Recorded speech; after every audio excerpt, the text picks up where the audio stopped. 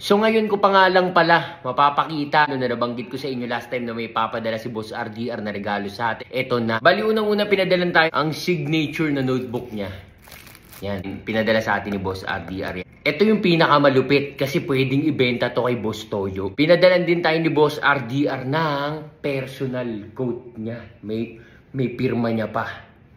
Bali, malaki lang yung frame. Actually, pinadala niya to ng naka-frame. Bali, iniwan ko na lang yung frame. Hindi ang hirap bitbitin. Bali, tinanggal ko muna saglit sa frame para makita kung legit din na quote. Kung mapapansin niyo itong quote na to, kung nanonood kayo sa kanya, ito yung lagi niyang suot sa mga videos niya. Sa susunod na episode natin, dadalin natin to kay Boss Toyo. Kumbaga kung merong 1,000 na upload si Boss RDR, siguro mga 400 na videos, ito yung suot niya. Di kaya pala niya pinadala to sa akin dahil isa raw ako, isa sa mga matataas na views na mga upload nila.